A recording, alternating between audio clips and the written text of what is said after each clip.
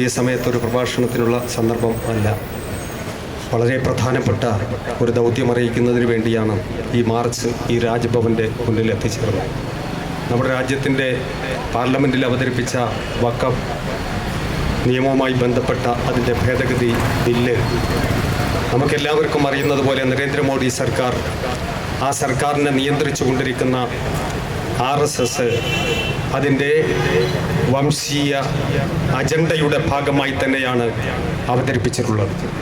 ഈ ബില്ല് ഒരേ സമയം മുസ്ലിങ്ങൾക്കെതിരാണ്, അതേസമയം നമ്മുടെ ഭരണഘടനയ്ക്കും എതിരാണ്. ഇന്ത്യൻ ഭരണഘടനയുടെ 25ാം ആർട്ടിക്കിൾ വളരെ കൃത്യമായി തന്നെ പറയുന്നുണ്ട്, the right to profess to practise and propagate religion. ഏത് മതവും വിശ്വസിക്കാനും ആചാരം അനുഷ്ഠിക്കുവാനും പ്രചരിപ്പിക്കുവാനുള്ള സ്വാതന്ത്ര്യം നൽകുന്നുണ്ട്. ഭരണഘടനയുടെ 26ാം ആർട്ടിക്കിൾ ആ മതസ്വാതന്ത്ര്യവുമായി ബന്ധപ്പെട്ട് ആരാധനാലയങ്ങൾ, മറ്റ് മതസ്ഥാപനങ്ങൾ നടത്തുന്നതിനുള്ള അവകാശവും സ്വാതന്ത്ര്യവും ഈ രാജ്യത്തെ പൗരന്മാർക്ക് നൽകുന്നുണ്ട്. അതുകൊണ്ട് തന്നെയാണ് ഇതിന്റെ ഭരണഘടനയുടെ അടിസ്ഥാന പ്രമാണങ്ങളുടെ നഗ്നമായ ലംഘനമാണ് ഈ ബില്ല് എന്ന് കൃത്യമായി നമുക്ക് പറയാൻ സാധിക്കുന്നത്.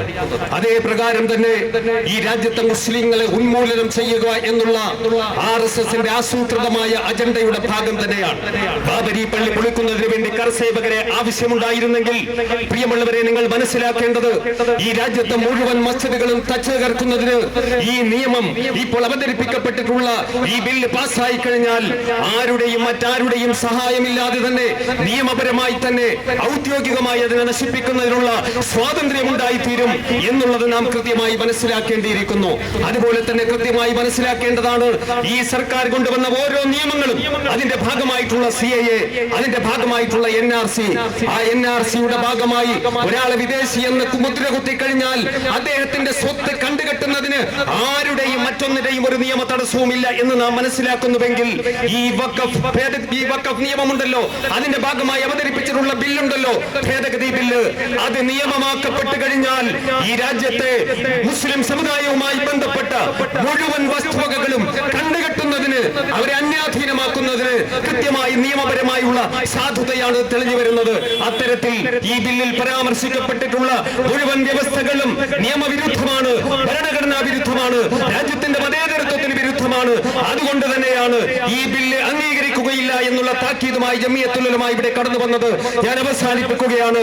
ഈ സെപ്റ്റംബർ 10-ാം തീയതി ജമിയത്തുൽ ഉലമ തിരഞ്ഞെടുത്തത് വളരെ കൃത്യമായ ദിശാബോധത്തോടു കൂടി തന്നെയാണ് എന്ന് മാത്രം ഓർമ്മിപ്പിക്കാൻ കൂടി ഞാൻ ഈ സന്ദർഭം ഉപയോഗിക്കുന്നു. എന്തുകൊണ്ട് ഈ സെപ്റ്റംബർ 10 ഒരു രക്തസാക്ഷിത്വ ദിനം കൂടിയാണ്.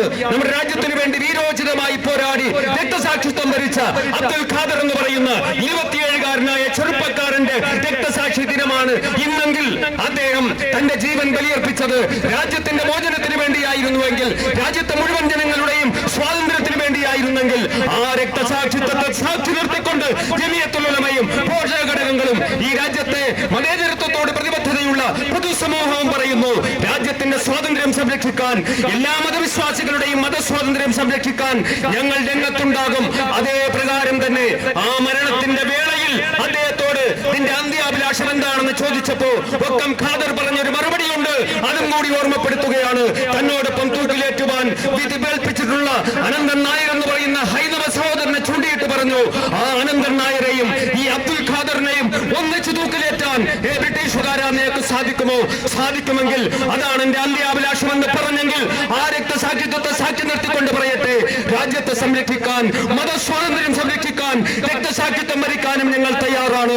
ആ സന്ദർഭത്തിലും നമ്മുടെ ഹൈന്ദവ സഹോദരങ്ങളെ, ക്രൈസ്തവ സഹോദരങ്ങളെ, രാജ്യത്തെ ഇതര മതവിഭാഗങ്ങളെ നെഞ്ചോട് ചേർത്ത് പിടിച്ചുകൊണ്ടായിരിക്കും ആ പോരാട്ടം, ആ സമരമെന്ന് മാത്രം പറഞ്ഞുകൊണ്ട് ഈ മാർച്ചിന് ഐക്യദാർഢ്യം പ്രകടിപ്പിച്ചുകൊണ്ട് ഞാൻ അവസാനിപ്പിക്കുന്നു. അസ്സലാമു അലൈക്കും.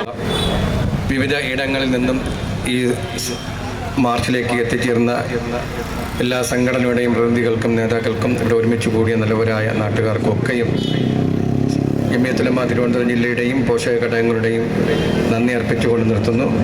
ഇതിനുവേണ്ടി സൗകര്യങ്ങൾ ഒരുക്കിയ വോളണ്ടിയർമാർ, അതുപോലെ തന്നെ പോലീസ് ഉദ്യോഗസ്ഥർ, സൗകര്യങ്ങൾ ഒരുക്കി തന്ന മറ്റ് സംഘാടകർക്കൊക്കെയും എല്ലാവിധ പത്രപ്രവർത്തകർ, ചാനലുകാർക്കൊക്കെയും നന്ദി അർപ്പിച്ചുകൊണ്ട് നിർത്തുന്നു.